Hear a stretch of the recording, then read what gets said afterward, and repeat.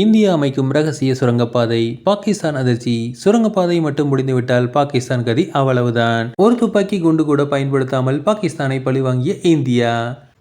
மே 7, 2025 அன்று விமானப்படை பாகிஸ்தான் பயங்கரவாத முகாம்கள் மற்றும் இராணுவ தளங்கள் மீது தாக்குதல் நடத்தியது. ஒரு பயங்கரவாத அமைப்பின் கொடூரமான தாக்குதலுக்கு பதிலடியாக இந்தியா இந்த ரகசிய திட்டம் செயல்பட தொடங்கியது. இந்திய விமானப்படை விமானங்கள் பாகிஸ்தானுக்குள் ஆழமாக பறந்து சென்று 9 பயங்கரவாத முகாம்கள் மற்றும் 11 இராணுவ தளங்களை துல்லியமாக தாக்கியெழுத்தன.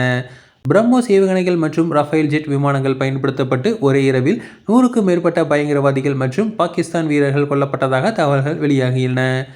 மேலும் இந்தியாவின் அடுத்த கட்ட நடவடிக்கையாக சிந்து நதியின் ஒரு துளி நீரையும் பாகிஸ்தானை நோக்கி செல்லாமல் திசை திருப்பதற்கான ஒரு மெகா சுரங்கப்பாதை திட்டம் அமைக்கும் பணி துவங்கியுள்ளது. இந்த ரகசிய திட்டத்தை கண்டறிந்த பாகிஸ்தான், இந்தியா சிந்து நதி நீர் ஒப்பந்தத்தை மீறிவிட்டதாக குறித்திருந்தது. பாகிஸ்தான் பிரதமர் ஷஃபாஸ் ஷரீப் இந்த நடவடிக்கையை கடுமையாக விமர்சித்துள்ளார்.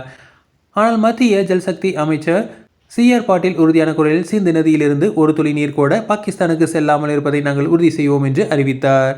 இந்தியா அணைகள் மட்டுமின்றி ரகசிய சுரங்கங்களையும் அமைப்பதால் பாகிஸ்தான் மிக விரைவில் வறண்டு பாலைவனமாகிவிடும் என்ற அச்சத்தில் உள்ளது.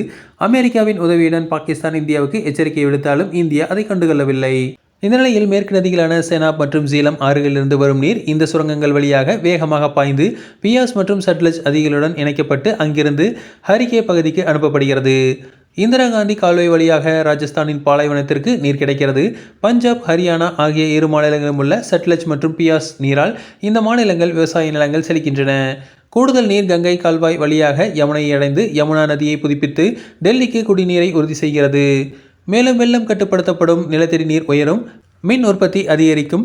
இந்த நீரின் அதிகப்படியான உபயோகம் சரஸ்வதி நதி மீண்டும் ஓடலாம் என கனவையும் தூண்டியுள்ளது.